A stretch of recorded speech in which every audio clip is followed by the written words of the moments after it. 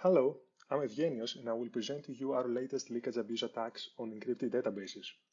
This is a joint work with Papamanthou from the University of Maryland and Roberto Tamassia from Brown University. In the setup of outsourced computation for databases, we have a client depicted on the left and the server depicted on the right. At setup time, the client uploads the records of the database to the server and later on issues a query for which the server responds with the records that correspond to the query. Of course, this is the plain search with no security whatsoever. The area of encrypted search addresses the same task, but with the additional requirement that the server should not learn valuable information about either the query or the responses. Therefore, the query is encrypted, an encrypted index is used to retrieve the answer, and the response is encrypted as well. The area of searchable encryption, or more generally structured encryption, has evolved a lot during its conception in 2000 by the work of Song, Wagner, and Perig. We now have works that handle expressive queries, works that focus on the efficiency and the scalability of the cryptographic constructions, as well as works that derive lower bounds in theoretical analysis. One of the reasons that this cryptographic primitive attracted so much attention is its practicality, which unfortunately comes with the cost of revealing some information, the so-called leakage function. This leakage is revealed by construction, and we have cryptographic proofs that show that no other information is revealed but this rigorously formulated leakage function. So let's define the typical leakage in these cryptographic schemes. The adversary is an honest but curious server that observes the token, which is the output of a keyed random function that takes the query as an input. The adversary also observes a set of individually encrypted records that are retrieved during the encrypted query execution. Since we are dealing with a persistent adversary, the server will observe a series of interactions of this type. Let's now see what the adversary can infer from these interactions. The first thing is that the adversary can count how many times the client issued the same query by simply counting the number of times he has seen the same PRF output. In this illustration, the adversary can tell that the token T is issued twice, but he cannot tell what is the underlying plaintext.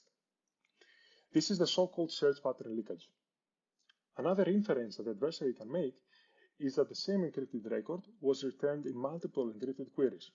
For instance, in this example, all encrypted queries return the ciphertext of the yellow record. This is the so-called access pattern leakage. With the term leakage abuse attacks, we refer to algorithmic techniques that take as an input the leakage that I just described and output a reconstruction of the underlying plaintext values of the database.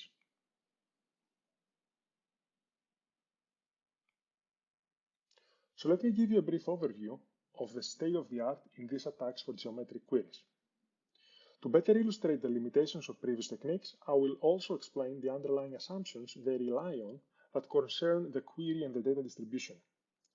When it comes to leakage from encrypted k-nearest neighbor queries, the state of the art is the work by Kornaropoulos et al. From SMP 2019 that relies on the uniform query distribution assumption. This means that the attack expects the queries to be chosen uniformly at random from the domain, otherwise the reconstruction is incorrect. Moving on to range queries, the pioneering work by Kellaris et al. From CCS 2016 sets the foundation for all modern leakage abuse attacks that you will see in this slide. Their attack on range queries also relies on the uniformity assumption. Lasarite et al. Presented in SMP 2018 an attack on range queries without the uniformity assumption, but their technique crucially relies on the assumption that the database is dense. This means that for every possible value, there exists at least one record with this value. It is unclear whether this density assumption is common in practice though. Then the work by Grubbs et al. From SMP 2019 presents three attacks with different assumptions. Both the generalized KKNO and the approx value crucially rely on the uniformity assumption. The AOR to ADR is a two-step attack. The first step is called AOR, and it reconstructs the approximate order without relying on any density or query distribution assumptions. The second step translates the AOR output to an approximate data reconstruction, and for that, the attacker relies on detailed knowledge of the query and data distribution. The current set of assumptions is not satisfying, which resulted in quotes like the following. While there has been some progress on designing attacks against structural encryption, these attacks remain mostly of theoretical interest due to strong assumptions they rely on. To illustrate what the uniformity assumption really means, I will use an example on the two-dimensional domain. Suppose we could all safely be at the same conference room in downtown San Francisco. Then the uniformity assumption implies that the probability that you issue a query from your phone during the lunch break of the conference is the same as the probability that a query is issued from deep into the water of the bay. In this work, we deliver the state of the uniform address and present the first leakage-abuse attacks that are agnostic to the query distribution, and they do not assume any knowledge of the data or query distribution. Our work is the first that reveals the synergy between search pattern and access pattern leakage. The secret for the generality of our algorithms comes from the novel use of non-parametric estimation techniques on the search pattern leakage. It is worth noting that none of the proposed attacks so far utilize the search pattern leakage. Armed with this new insight, we revisit the leakage of range queries and use techniques from statistics and optimization to derive our reconstruction. We also revisit the k-nearest neighbor attacks from S&P 2019 and show how to improve them so as to use less number of queries and scale them to larger values of k-nearest neighbors while removing the assumptions about the query distribution. In this presentation, I will focus on the attacks on range queries. Let's start with the assumptions that we make. We assume that the boundaries of the domain of the plaintext values alpha and beta are known to the attacker. We assume that the encrypted database under attack is static. We assume that the client receives the exact response for each query. That is, there are no missing records or additional records. Finally, we assume that the query distribution does not change during the attack and that queries may have arbitrarily small but non-zero probabilities. Also, the queries are independent and identically distributed.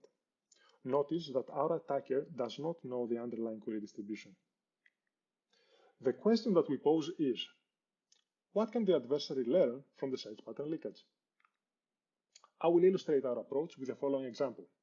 On the left-hand side, you see a series of tokens where each of them is the output of a key-to-random function that takes a pair of values as an input for the range. On the right-hand side, you see the corresponding encrypted records that are returned for each of the queries. As a next step, we partition the observed token response pairs into multisets, and each of them contains the tokens that have the same response.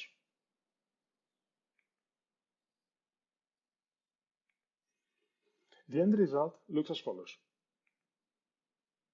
We will focus on this set. The next question we ask is, how many distinct tokens exist that return this specific response? Since we are interested in distinct tokens, we can remove the multiplicity from the multiset and count the remaining unique tokens. At this point, the attacker can say with certainty that there exist at least 3 tokens that return this response, but unfortunately, he doesn't know with certainty how many tokens have not been observed.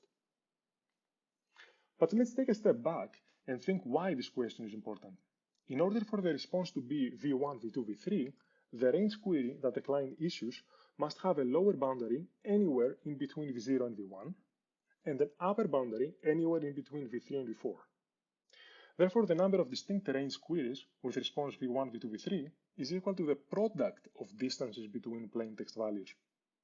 Notice that if the attacker infers the pairwise distances between plaintext values, then he can reconstruct the plaintext database by stitching the distances of consecutive values.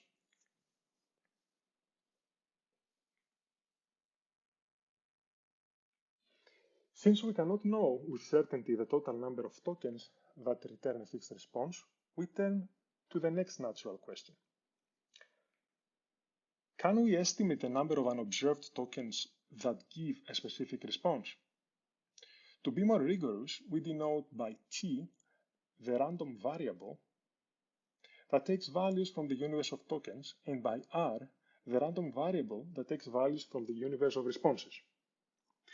Then the multiset of observed tokens for a specific response can be seen as a sample from a conditional probability distribution.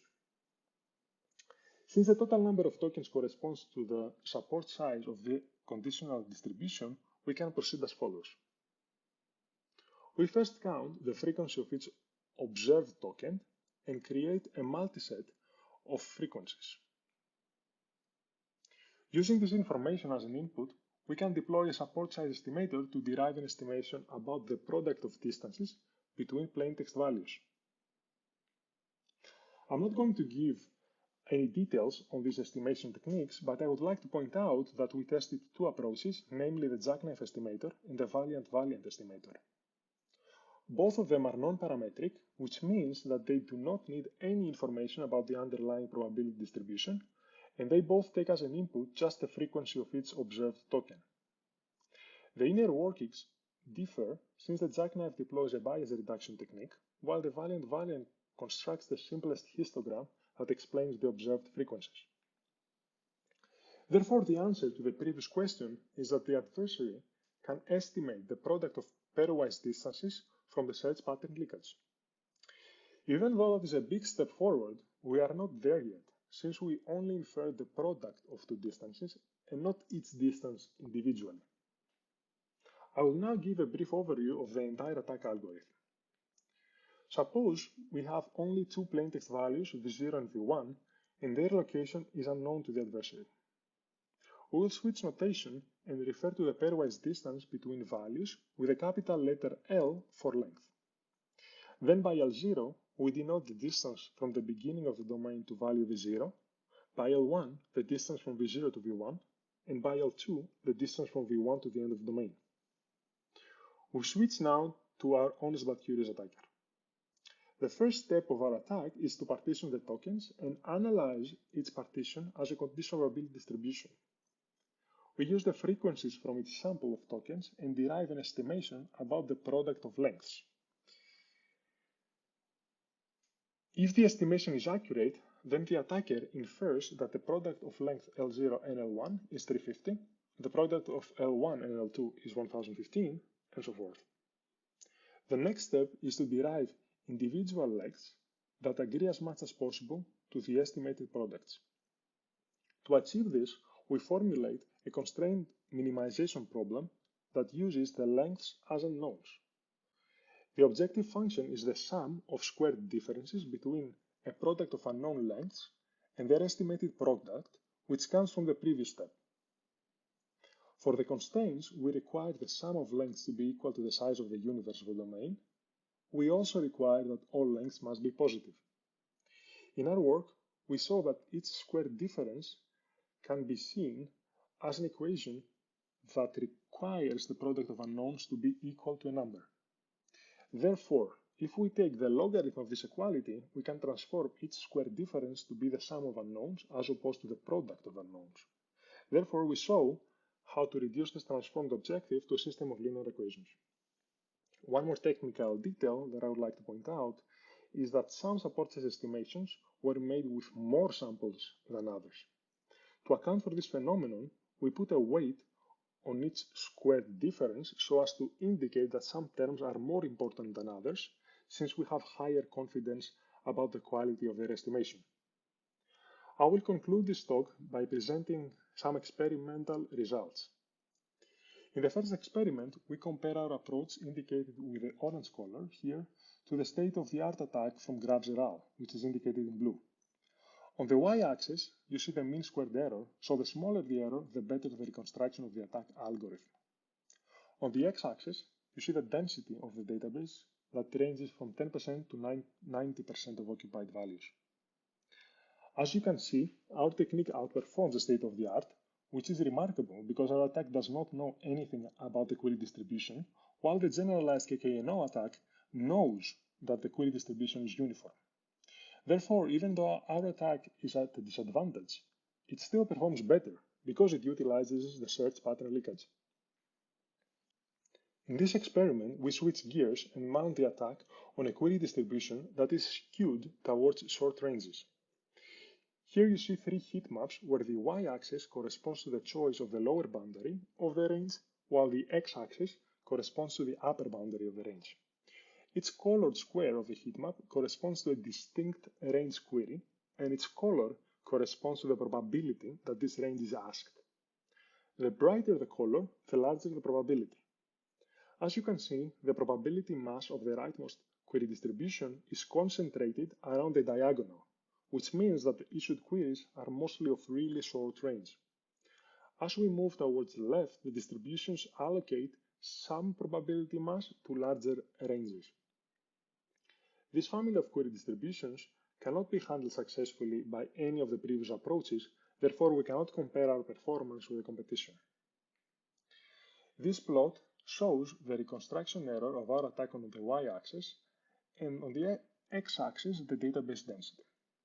As you can see, our attack performs really well on concentrated short-range queries that are depicted in green here. This may sound counterintuitive at first, so let me explain. The reason behind this behavior is that since the vast majority of queries are short, we only get a sample from a linear number of conditional probability distribution in the estimation step. Therefore, even though we only use a linear number of estimations among the quadratic number of all possible, the result of each estimation is much more accurate, which translates in a smaller overall error.